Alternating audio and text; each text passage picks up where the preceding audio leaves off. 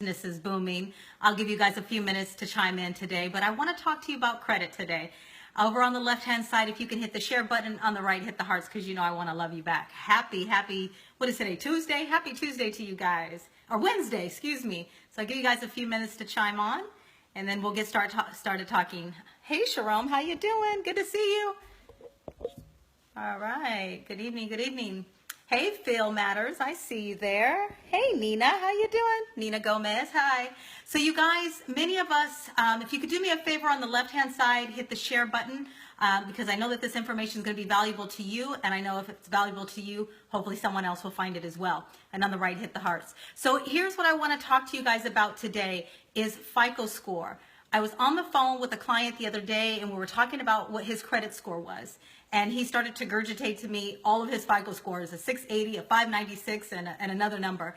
And I realized in that moment that he didn't really have a true understanding of what credit is, what FICO score is. So I want to share that with you guys as well, because many of you might think you know exactly what credit is or what FICO is, but you really don't.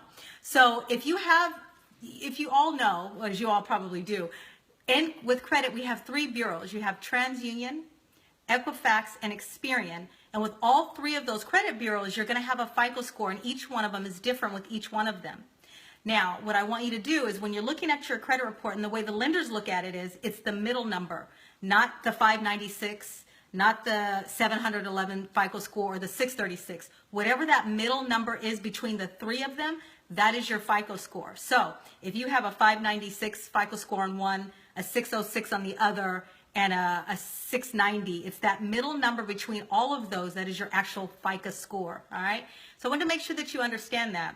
But the main thing I want to point out is, how do you make that FICO score move? How do you make it jump? So if you have credit, and let's just say that you have a credit card that is $5,000, you need to make sure that you're below that number by, it should be no more than maxed out by 30%. So, for example, if it's $5,000, it should be no more than $1,500 that you owe on it. If you have a $1,000 credit card limit, you should have no more than $300 on it. If it's above that $300 mark, I want you to pay it down to below 30%, right at 30% or below, so that way your FICO score will start to increase. And if you don't have credit, you guys, you're going to need to do some other things, like go ahead and get maybe a small secured loan that you can get with the bank. And basically what that is doing is going down to the bank and telling them, hey, I would like to get a secure credit card. You give them, basically you take your own money and you give it to them. They put it in a CD, and then you're basically using that CD. So you can do that.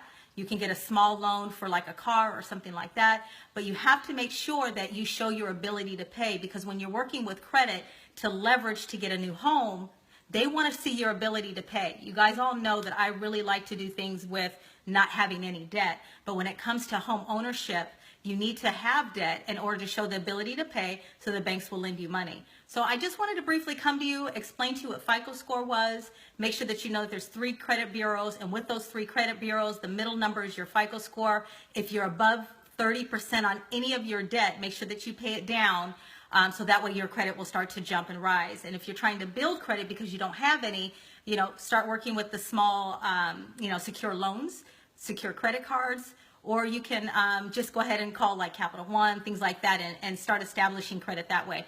We need to show your ability to pay over time. Without that ability to pay, there's no loan that the bank is going to lend you. So anyway, you guys, this is Miko Siddiqui. If you find this information helpful, please share it.